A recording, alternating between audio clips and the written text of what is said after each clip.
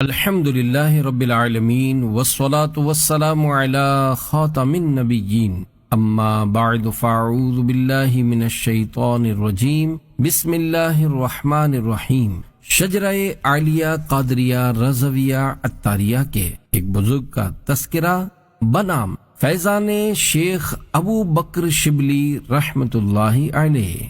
دعائے عطار یا رب المصطفیٰ، جو کوئی 20 صفحات کا رسالہ فیضان شیخ ابو بکر شبلی رحمت اللہ علیہ پڑھ یا سن لے، اسے دنیا کی محبت سے بچا، اخلاص کے ساتھ نیکیاں کرنے کی توفیق عطا فرما اور بے حساب جنت الفردوس میں داخلہ عطا فرما، آمین بجاہ خاتم النبیین صلی اللہ علیہ وآلہ وسلم۔ درود شریف کی فضیلت۔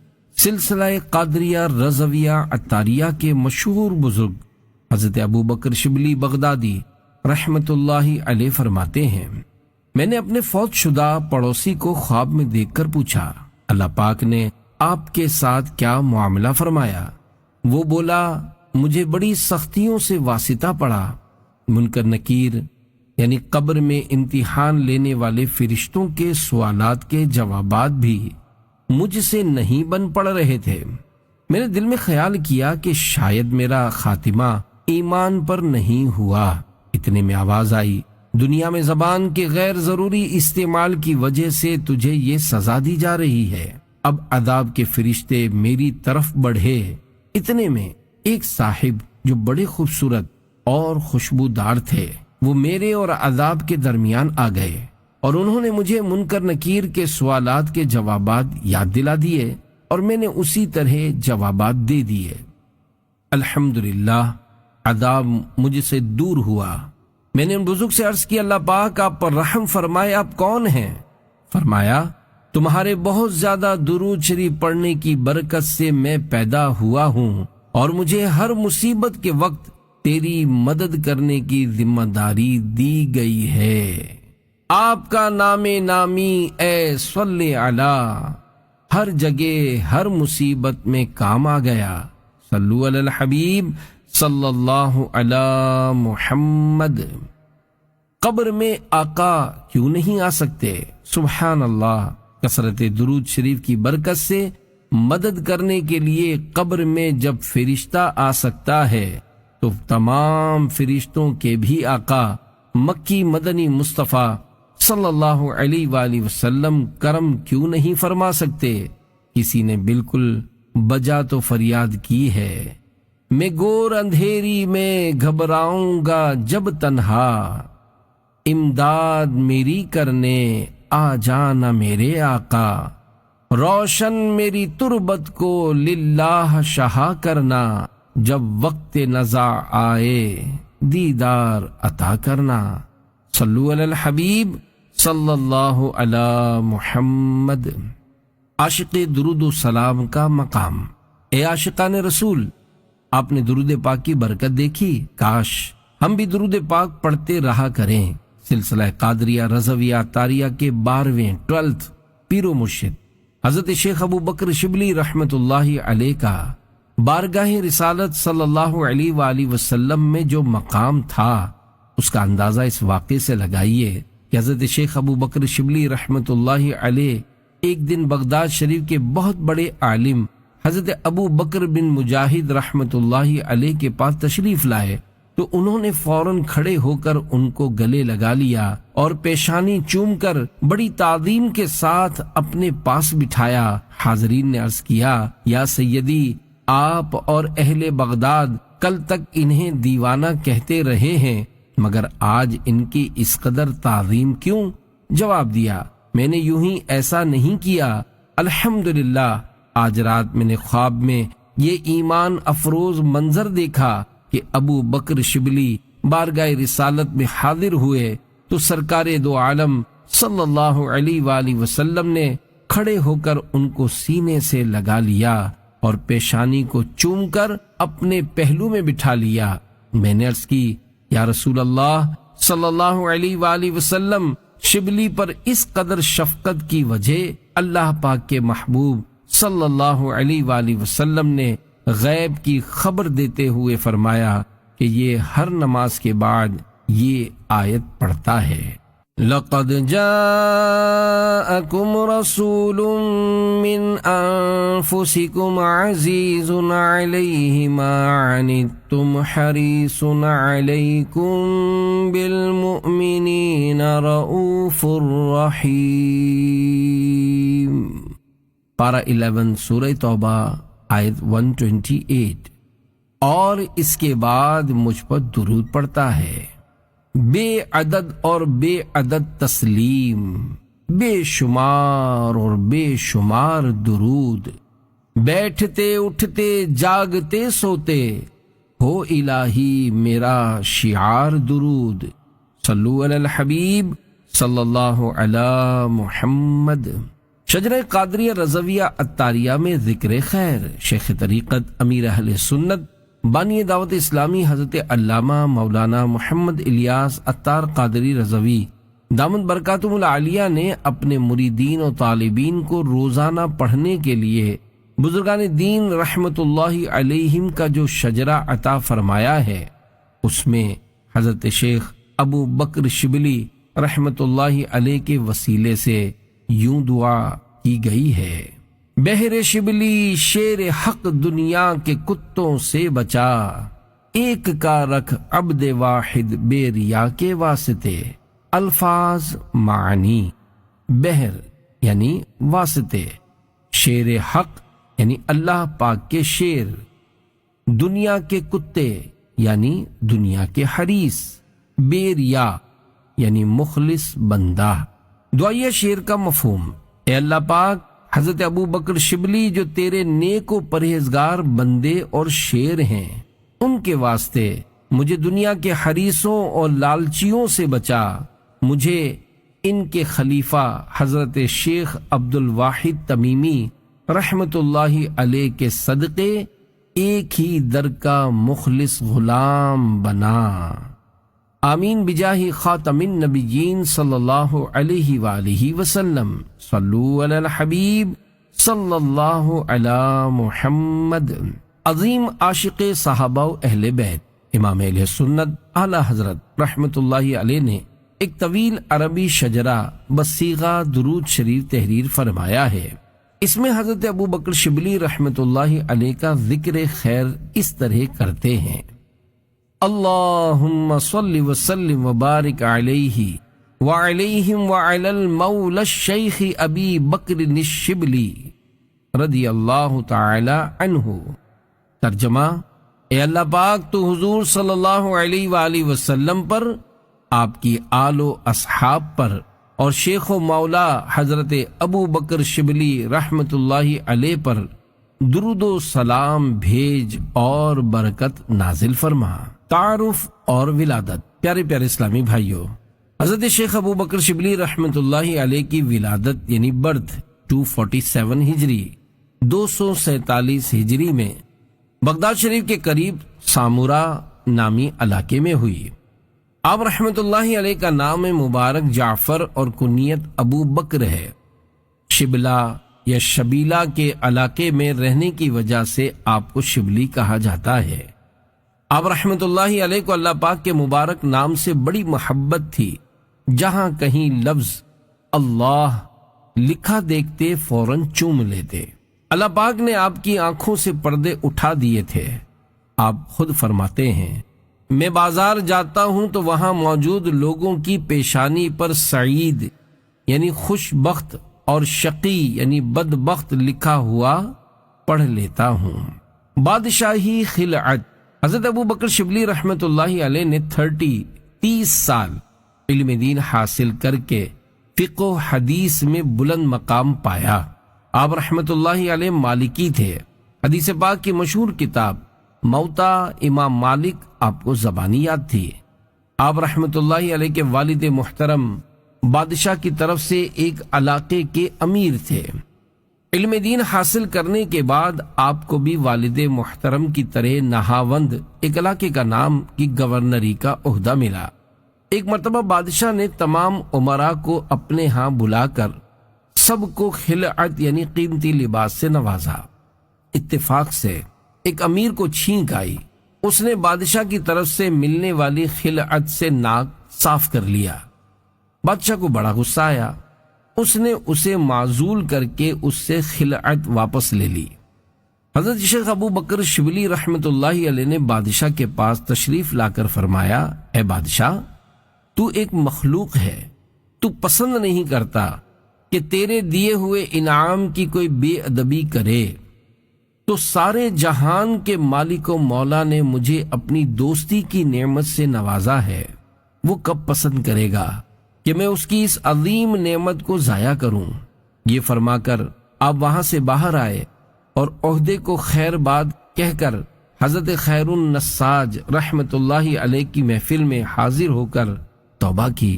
انہوں نے آپ کو وقت کے بہت بڑے ولی کامل بلکہ اولیاء کرام کے سردار حضرت ابو القاسم جنید بغدادی رحمت اللہ علیہ کی خدمت میں حاضر ہونے کا فرمایا۔ آپ نے ان کے ہاتھ پر بیعت کر کے خوب عبادت و ریاضت کی، پھر آپ کو خلافت سے بھی نوازا گیا۔ ان کا منگتا پاؤں سے ٹھکرا دے وہ دنیا کا تاج، جس کی خاطر مر گئے منعم رگڑ کر ایڑیاں۔ الفاظ معنی: دنیا کا تاج، عہدہ و منصب، منعم یعنی نعمتوں والے۔ شرح کلام رضا: میرے آقا اعلی حضرت رحمت اللہ علیہ کے اس شعر کا مطلب ہے، بارگاہ رسالت صلی اللہ علیہ وآلہ وسلم کا فقیر دراصل سب سے بڑا امیر ہے کہ وہ دنیا کے بڑے بڑے عہدوں جسے حاصل کرنے کے لیے لوگ ایڑیاں رگڑ رگڑ کر مر جاتے ہیں، انہیں اپنے پاؤں کی ٹھوکر پر رکھتا ہے۔ ایک شاعر نے کیا خوب کہا ہے، میں بڑا امیر و کبیر ہوں، شہ دو سرا کا اسیر ہوں، در مصطفیٰ کا فقیر ہوں، میرا رفعتوں پہ نصیب ہے۔ صلو علی الحبیب صلی اللہ علی محمد۔ حضرت شبلی نے سجدے میں دعا مانگی۔ واقعہ: اے عاشقان اولیاء، اللہ پاک کے نیک بندوں کو دنیاوی تخت و تاج، دنیاوی مال و اسباب کی خواہش نہیں ہوتی، بلکہ یہ تو اللہ پاک سے غافل کر دینے والی دنیا اور اس کے مال و جنجال سے دور بھاگتے ہیں، جیسا کہ حضرت شیخ ابو بکر شبلی بغدادی رحمت اللہ علیہ نے ایک دنیا میں پھنسے یعنی دنیا دار آدمی کو دیکھا تو سجدے میں گر گئے اور یہ دعا پڑھی، الحمدللہ الذی عافانی مما ابتلاک بہ وفضلنی علی کثیر ممن خلق تفضیلا۔ ترجمہ: اللہ پاک کا شکر ہے جس نے مجھے اس مصیبت سے عافیت دی جس میں تجھے مبتلا کیا اور مجھے اپنی بہت سی مخلوق پر فضیلت دی۔ حضرت علامہ علی قاری رحمت اللہ علیہ لکھتے ہیں، حضرت ابو بکر شبلی رحمت اللہ علیہ جب کسی دنیا دار کو دیکھتے تو مال دنیا کے وبال سے بچنے کے لیے پڑھتے، اللہم انی اسألک العفو والعافیت فی الدنیا والعقبہ، یعنی اے اللہ پاک میں تجھ سے دنیا اور آخرت میں درگزر اور عافیت کا سوال کرتا ہوں۔ اللہ رب العزت کی ان پر رحمت ہو اور ان کے صدقے ہماری بے حساب مغفرت ہو، آمین بجاہ خاتم النبیین صلی اللہ علیہ وآلہ وسلم۔ میرے شیخ طریقت امیر اہل سنت حضرت علامہ مولانا محمد الیاس عطار قادری رضوی دامت برکاتہم العالیہ بارگاہ الہی میں عرض کرتے ہیں، تاج و تخت و حکومت مت دے، کثرت مال و دولت مت دے، اپنی رضا کا دے دے مجدہ، یا اللہ میری جھولی بھر دے۔ صلو علی الحبیب صلی اللہ علی محمد۔ احسان کا بدلہ۔ حضرت شیخ ابو بکر شبلی رحمت اللہ علیہ ایک دن اپنے 40 مریدوں کے قافلے کے ہمراہ شہر بغداد سے باہر تشریف لے گئے۔ ایک مقام پر پہنچ کر آپ نے فرمایا، اے لوگو، اللہ پاک اپنے بندوں کے رزق کی کفالت کرنے والا ہے۔ پھر آپ نے پارہ 28 سورۃ الطلاق کی دوسری اور تیسری آیت کریمہ کا یہ حصہ تلاوت فرمایا۔ وَمَن يَتَّقِ اللَّهَ يَجْعَل لَّهُ مَخْرَجًا وَيَرْزُقْهُ مِنْ حَيْثُ لَا يَحْتَسِبُ وَمَن يَتَوَكَّلْ عَلَى اللَّهِ فَهُوَ حَسْبُهُ۔ پارہ 28 سورہ طلاق آیت 2 and 3۔ ترجمہ کنز ایمان، اور جو اللہ سے ڈرے اللہ اس کے لیے نجات کی راہ نکال دے گا اور اسے وہاں سے روزی دے گا جہاں اس کا گمان نہ ہو، اور جو اللہ پر بھروسہ کرے تو وہ اسے کافی ہے۔ یہ فرمانے کے بعد اب مریدوں کو وہیں چھوڑ کر آپ کہیں تشریف لے گئے۔ تمام مریدین 3 روز تک وہیں بھوکے پڑے رہے۔ چوتھے دن حضرت شیخ ابو بکر شبلی رحمت اللہ علیہ واپس تشریف لائے اور فرمایا، اے لوگو، اللہ پاک نے بندوں کے لیے رزق تلاش کرنے کی اجازت دی ہے۔ چنانچہ پارہ 29 سورۃ الملک کی آیت نمبر 15 میں ارشاد ہوتا ہے، هو الذی جعل لکم الارض ذلولا فامشوا فی مناکبها وکلوا من رزقہ۔ آسان ترجمہ کنز ایمان، وہی ہے جس نے تمہارے لیے زمین رام یعنی تابع کر دی، تو اس کے رستوں میں چلو اور اللہ کی روزی میں سے کھاؤ، اس لیے تم اپنے میں سے کسی کو بھیج دو، امید ہے وہ کچھ نہ کچھ کھانا لے کر آئے گا۔ مریدوں نے ایک غریب شخص کو بغداد بھیجا، وہ گلی گلی پھرتا رہا مگر روزی ملنے کی کوئی راہ پیدا نہ ہوئی۔ تھک ہار کر ایک جگہ بیٹھ گیا۔ قریب ہی ایک غیر مسلم طبیب کا مطب یعنی دواخانہ تھا۔ وہ طبیب بڑا ماہر نباز تھا، صرف نبض دیکھ کر مریضوں کا حال خود ہی بتا دیتا تھا۔ سب چلے گئے تو اس نے اس اللہ والے کو بھی مریض سمجھ کر بلایا، نبض دیکھی، پھر روٹیاں، سالن اور حلوہ منگوایا اور پیش کرتے ہوئے کہا، تمہارے مرض کی یہی دوا ہے۔ درویش نے طبیب سے کہا، اسی طرح کے 40-40 مریض اور بھی ہیں۔ طبیب نے غلاموں کے ذریعے 40 افراد کے لیے ایسا ہی کھانا منگوا کر اللہ والے کے ساتھ روانہ کر دیا اور خود بھی چھپ کر پیچھے پیچھے چل دیا۔ جب شیخ ابو بکر شبلی رحمت اللہ علیہ کی خدمت میں کھانا حاضر کیا گیا تو آپ نے کھانے کو ہاتھ نہیں لگایا اور فرمایا، اے اللہ کے بندو، اس کھانے میں تو عجیب راز چھپا ہوا ہے۔ کھانا لانے والے نے سارا واقعہ سنایا۔ شیخ نے فرمایا، ایک غیر مسلم نے ہمارے ساتھ اس قدر اچھا سلوک کیا ہے، کیا ہم اس کا بدلہ دیے بغیر یوں ہی کھانا کھا لیں؟ مریدوں نے عرض کی، ارجا، ہم غریب لوگ اسے کیا دے سکتے ہیں؟ حضرت شیخ ابو بکر شبلی رحمت اللہ علیہ نے فرمایا، کھانے سے پہلے اس کے حق میں دعا تو کر سکتے ہیں۔ چنانچہ دعا کی گئی، ہاتھوں ہاتھ دعا کی برکت یوں ظاہر ہوئی، وہ غیر مسلم طبیب جو ساری باتیں چھپ کر سن رہا تھا، اس کے دل میں مدنی انقلاب برپا ہو گیا۔ اس نے فوراً اپنے آپ کو شیخ شبلی رحمت اللہ علیہ کی بارگاہ میں پیش کر دیا، توبہ کر کے کلمہ شہادت پڑھ کر مسلمان ہو گیا اور شیخ کے مریدوں میں شامل ہو کر بلند مقام پر پہنچ گیا۔ اللہ پاک کی ان پر رحمت ہو اور ان کے صدقے ہماری بے حساب مغفرت ہو۔ ولی کی خدمت رنگ لاتی ہے۔ پیارے پیارے اسلامی بھائیوں، دیکھا آپ نے اولیاء کرام رحمت اللہ علیہم کا نیکی کی دعوت کا انداز کس قدر نرالا ہوتا ہے۔ ان کی خدمت کرنے والا کبھی خالی نہیں لوٹتا۔ یہ بھی معلوم ہوا کہ جب کوئی حسن سلوک کرے تو اس کو دعاؤں سے نوازنا چاہیے، نیز اگر کوئی غیر مسلم احسان کر دے تو اس کے حق میں دعائے ہدایت کرنی چاہیے۔ حضرت شیخ ابو بکر شبلی رحمت اللہ علیہ اور آپ کے مریدین کی دعائے ہدایت رنگ لائی، اور الحمدللہ ان کی خدمت کرنے والا غیر مسلم طبیب ایمان کی دولت سے مالا مال ہو گیا۔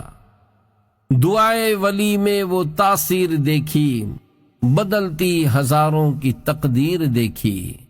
غیر مسلم طبیب مسلمان ہو گیا۔ ایک اور غیر مسلم طبیب کو دامن اسلام میں داخل کرنے کا حیرت انگیز واقعہ سنیے۔ حضرت شیخ شبلی رحمت اللہ علیہ ایک مرتبہ بہت بیمار ہو گئے۔ لوگ آپ کو علاج کے لیے ایک شفا خانے لے گئے۔ بغداد شریف کے وزیر علی بن عیسیٰ نے آپ کی حالت دیکھی تو فوراً بادشاہ سے رابطہ کیا، کوئی تجربے کار طبیب بھیجیے۔ بادشاہ نے ایک غیر مسلم ماہر طبیب کو بھیج دیا۔ اس نے حضرت شیخ شبلی رحمۃ اللہ علیہ کے علاج کے لیے بہت کوششیں کی، لیکن آپ ٹھیک نہ ہوئے۔ ایک دن طبیب کہنے لگا، اگر مجھے معلوم ہو جائے کہ میرے گوشت کے ٹکڑے سے آپ کو شفا مل جائے گی تو اپنے جسم کا گوشت کاٹ کر دینا بھی مجھ پر زیادہ مشکل نہ ہوتا۔ یہ سن کر شیخ ابو بکر شبلی رحمۃ اللہ علیہ نے ارشاد فرمایا، میرا علاج اس سے بھی کم میں ہو سکتا ہے۔ ڈاکٹر نے پوچھا، وہ کیا؟ ارشاد فرمایا، مسلمان ہو جاؤ۔ یہ سن کر وہ مسلمان ہو گیا، اور اس کے مسلمان ہونے پر حضرت شیخ ابو بکر شبلی رحمۃ اللہ علیہ بھی تندرست ہو گئے۔ اللہ رب العزت کی ان پر رحمت ہو اور ان کے صدقے ہماری بے حساب مغفرت ہو، آمین بجاہ خاتم النبیین صلی اللہ علیہ وآلہ وسلم۔ امام عشق و محبت اعلی حضرت امام احمد رضا خان رحمۃ اللہ علیہ اپنے فارسی کلام میں حضرت ابو بکر شبلی رحمۃ اللہ علیہ کی بارگاہ میں عرض کرتے ہیں، شبلیا اے شبل شیر کبریا امداد کن۔ ترجمہ، خدا کے شیر کے بیٹے شیر، اے حضرت ابو بکر شبلی میری مدد کیجئے۔ صلو علی الحبیب صلی اللہ علی محمد۔ پیارے پیارے اسلامی بھائیوں، دین اسلام ایک سچا مذہب ہے جو عین فطرت انسانی کے مطابق ہے۔ غیر مسلموں کو اسلام کی طرف بلانا تمام نبیوں رسولوں کی سنت ہے، کیونکہ تمام انبیاء کرام علیہم السلام کو دنیا میں بھیجنے کا بنیادی مقصد لوگوں کو کفر کے اندھیروں سے نکال کر دین اسلام کے نور میں داخل کرنا تھا۔ اس واقعے میں حضرت شیخ ابو بکر شبلی رحمۃ اللہ علیہ کی نیکی کی دعوت کی زبردست کڑھن بھی ظاہر ہو رہی ہے۔ غیر مسلم کے مسلمان ہوتے ہی آپ خوشی میں تندرست ہو گئے، گویا جسمانی علاج کی غرض سے آنے والے ایک روحانی اور جسمانی بیمار کو کفر کی اندھیری غار سے نکال کر اسلام کی دولت سے نواز کر فیض یاب کرنا تھا۔ دنیا بھر میں نیکی کی دعوت عام کرنے کے لیے عاشقان رسول کی دینی تحریک دعوت اسلامی کے سنتیں سیکھنے سکھانے کے مدنی قافلوں میں سفر کرنے کا ذہن بنائیے۔ غیر مسلموں کو مسلمان اور بگڑے ہوئے مسلمانوں کو نیک بنانے کا سامان کیجیے۔ کافر آ جائیں گے، راہ حق پائیں گے، انشاءاللہ چلیں قافلے میں چلو۔ سنت سے محبت کا عظیم جذبہ۔ حضرت عبد الوہاب شعرانی رحمۃ اللہ علیہ لکھتے ہیں، ایک بار حضرت ابو بکر شبلی بغدادی رحمۃ اللہ علیہ کو وضو کے وقت مسواک کی ضرورت ہوئی، تلاش کی مگر نہ ملی، لہذا 1 دینار یعنی سونے کے سکے میں مسواک خرید کر استعمال فرمائی۔ بعض لوگوں نے عرض کیا کہ یہ تو آپ نے بہت زیادہ خرچ کر ڈالا، کہیں اتنی مہنگی بھی مسواک لی جاتی ہے؟ فرمایا، بے شک یہ دنیا اور اس کی تمام چیزیں اللہ پاک کے نزدیک مچھر کے پر برابر بھی حیثیت نہیں رکھتی۔ اگر بروز قیامت اللہ پاک نے مجھ سے فرما لیا تو کیا جواب دوں گا کہ تو نے میرے پیارے حبیب کی سنت مسواک کیوں چھوڑی؟ میں نے تجھے جو مال و دولت دیا تھا اس کی حقیقت تو میرے نزدیک مچھر کے پر برابر بھی نہیں تھی، تو آخر ایسی حقیر دولت اتنی عظیم سنت مسواک حاصل کرنے پر کیوں خرچ نہیں کی؟ پیارے پیارے اسلامی بھائیوں، پیارے پیارے پیر و مرشد حضرت شیخ ابو بکر شبلی رحمۃ اللہ علیہ کی سنت مسواک سے محبت کا منفرد انداز، مرحبا صد مرحبا۔ کاش ہم بھی حقیقی معنوں میں سچے عاشقان رسول اور سنتوں کی چلتی پھرتی تصویر بن جائیں۔ صلو علی الحبیب صلی اللہ علی محمد۔ رقت انگیز حج۔ حضرت شیخ شبلی رحمۃ اللہ علیہ جب حج کے لیے میدان عرفات شریف پہنچے تو بالکل چپ رہے، سورج غروب ہونے تک کوئی لفظ منہ سے نہ نکالا۔ جب دوران سعی میلین اخضرین سے آگے بڑھے تو آنکھوں سے آنسو بہنے لگے۔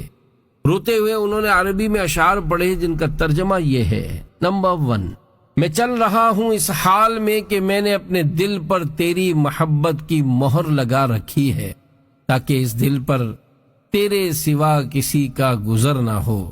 نمبر 2، اے کاش مجھ میں یہ استقامت ہوتی کہ میں اپنی آنکھوں کو بند رکھتا اور اس وقت تک کسی کو نہ دیکھتا جب تک تجھے نہ دیکھ لیتا۔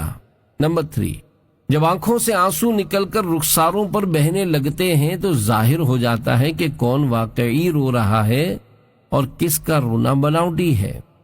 اللہ پاک کی رحمت ہو اور ان کے صدقے ہماری بے حساب مغفرت ہو، آمین بجاہ خاتم النبیین صلی اللہ علیہ وآلہ وسلم۔ بادشاہ کا علاج۔ اللہ والے جسمانی امراض و دنیاوی مسائل سے گھبرایا نہیں کرتے، بلکہ اولیاء کرام رحمت اللہ علیہم چاہیں تو اللہ پاک کی عطا سے بڑے بیمار جنہیں سارے ڈاکٹروں نے جواب دے دیا ہو پلک جھپکنے میں ٹھیک کر دیں۔ جیسا کہ ایک مرتبہ خلیفہ ہارون رشید رحمت اللہ علیہ بیمار ہو گئے، بہت علاج کروایا مگر شفا نہ مل سکی۔ اسی حالت میں 6 مہینے گزر گئے۔ ایک دن انہیں پتہ چلا کہ حضرت شیخ ابو بکر شبلی رحمت اللہ علیہ ان کے محل کے پاس سے گزر رہے ہیں، تو آپ نے انہیں اپنے پاس تشریف لانے کی درخواست کی۔ جب آپ رحمت اللہ علیہ تشریف لائے تو اسے دیکھ کر ارشاد فرمایا، فکر نہ کرو، اللہ پاک کی رحمت سے آج ہی آرام آ جائے گا۔ پھر آپ نے درود پاک پڑھ کر بادشاہ کے جسم پر ہاتھ پھیرا، اسی وقت تندرست ہو گئے۔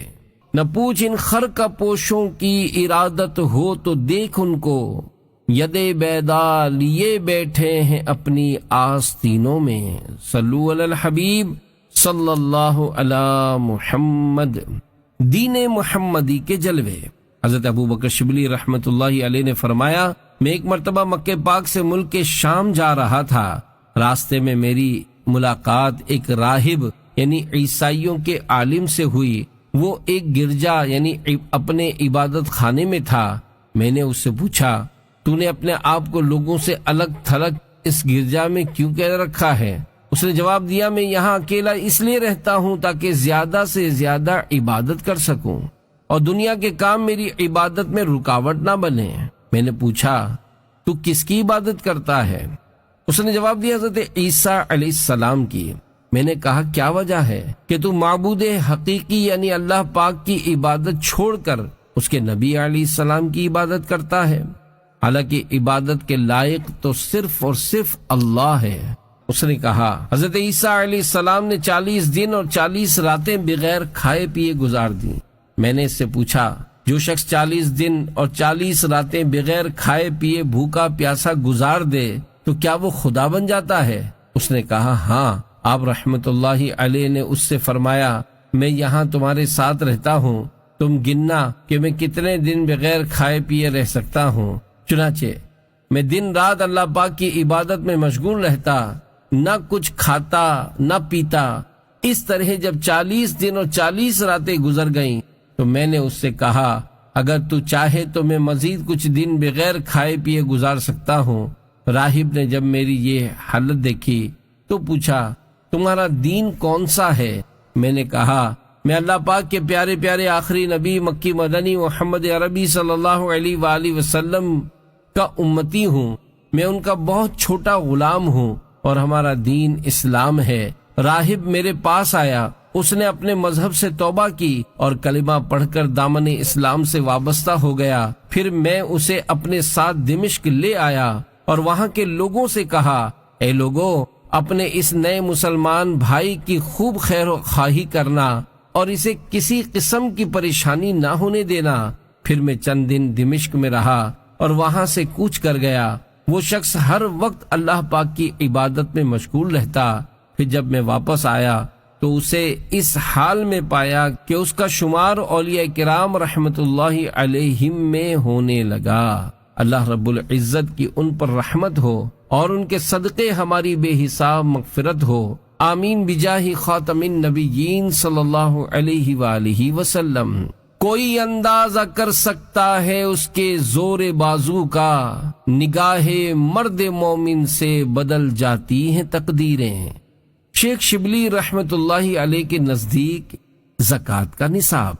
ابن بشار لوگوں کو حضرت شبلی رحمت اللہ علیہ کے پاس بیٹھنے اور ان کی باتیں سننے سے منع کرتے۔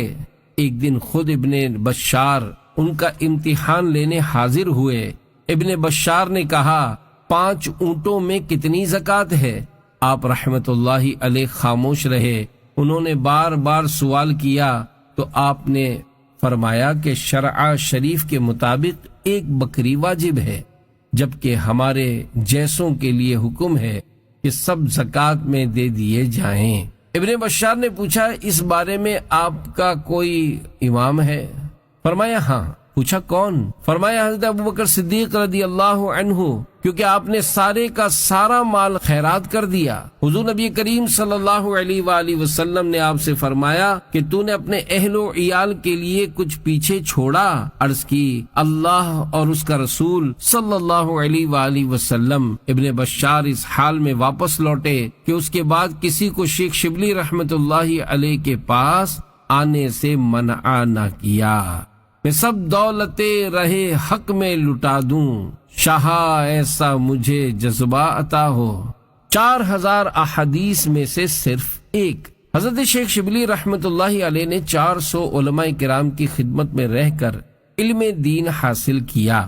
آپ فرماتے ہیں میں نے 4000 احادیث مبارکہ پڑھی، پھر میں نے ان میں سے ایک حدیث پاک کو منتخب کیا اور اس پر عمل کیا، کیونکہ میں نے اس حدیث پاک میں خوب غور و فکر کیا تو عذاب الہی سے چھٹکارا اور اپنی نجات و کامیابی اسی میں پائی۔ وہ حدیث مبارکہ یہ ہے، رسول اکرم صلی اللہ علیہ وآلہ وسلم نے بعض صحابہ کرام علیہم رضوان سے ارشاد فرمایا، جتنا دنیا میں رہنا ہے اتنا دنیا کے لیے، اور جتنا عرصہ قبر و آخرت میں رہنا ہے اتنی قبر و آخرت کی تیاری میں مشغول ہو جاؤ، اور اللہ پاک کے لیے اتنا عمل کرو جتنے تم اس کے محتاج ہو، اور جہنم کی آگ کے لیے اتنا عمل کرو جتنی تم میں برداشت کرنے کی طاقت ہے۔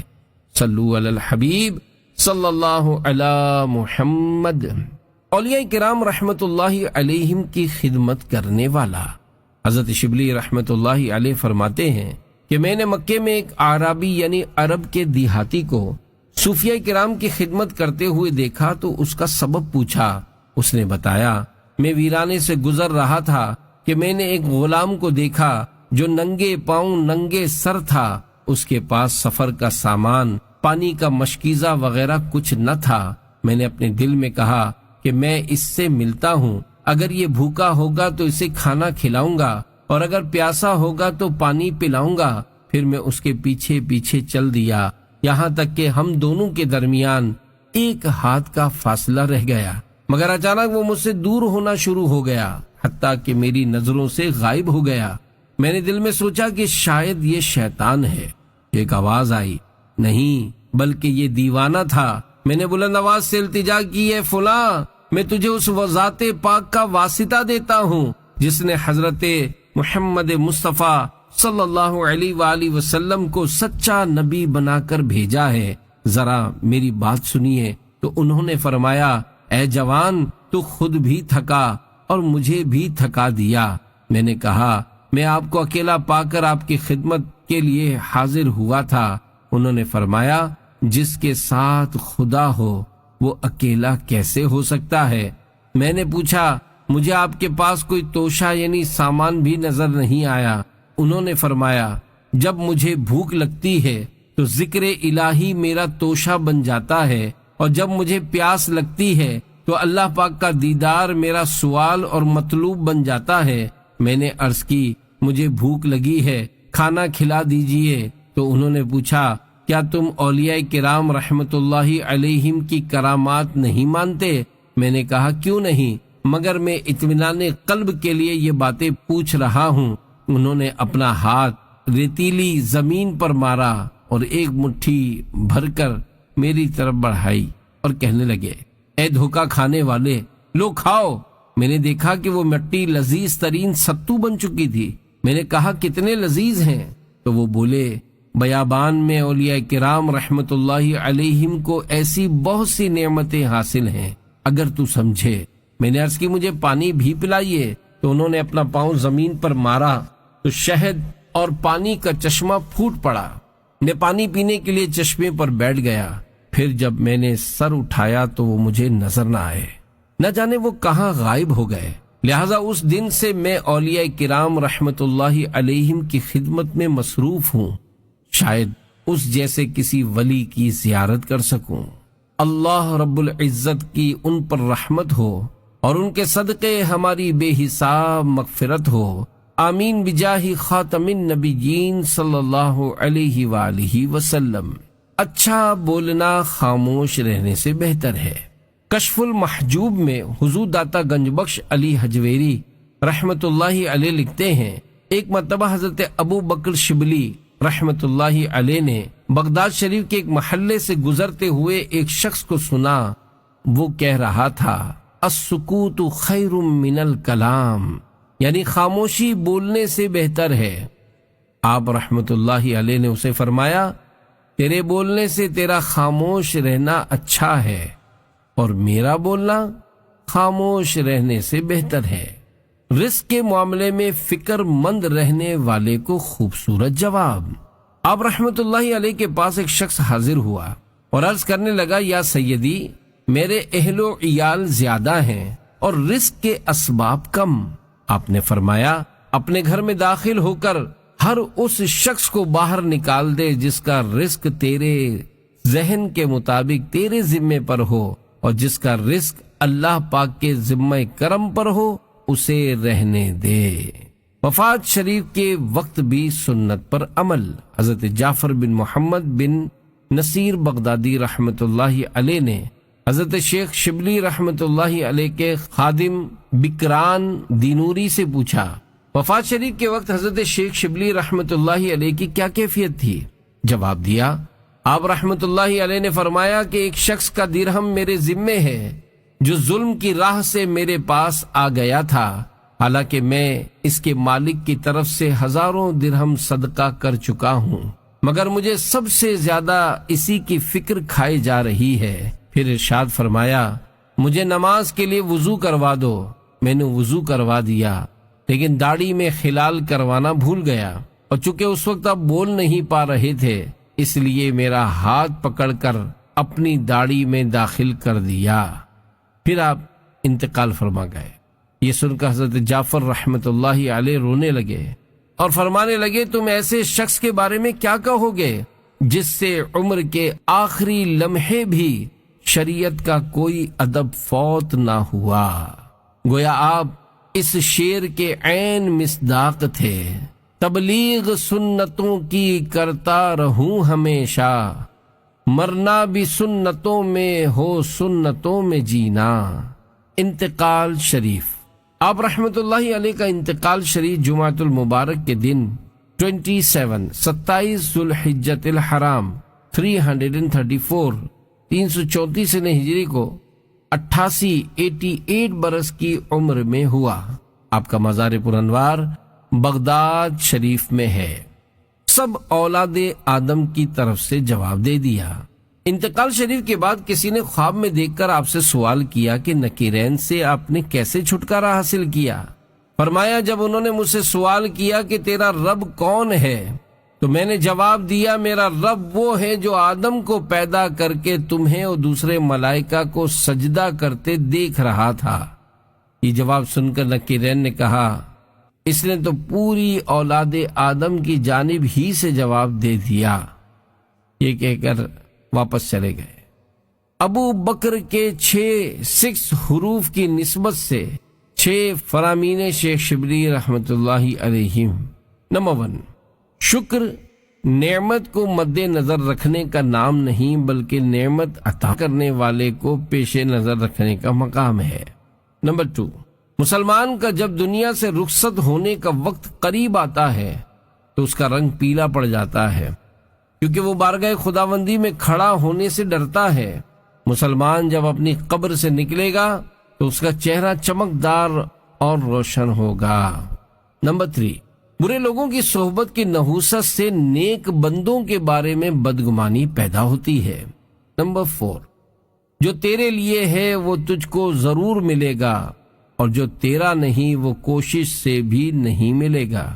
نمبر 5، قرآن کریم کی نصیحتوں سے فیض حاصل کرنے کے لیے دل ایسے حاضر ہونا چاہیے کہ اس میں پلک جھپکنے کی مقدار بھی غفلت نہ آئے۔ نمبر 6، حج کے 2 حروف ہیں، پہلا ہا اور دوسرا جیم۔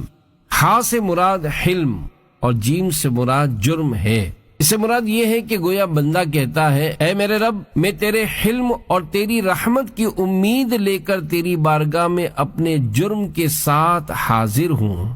اگر تو بھی میرے جرم نہ بخشے گا تو کون بخشے گا؟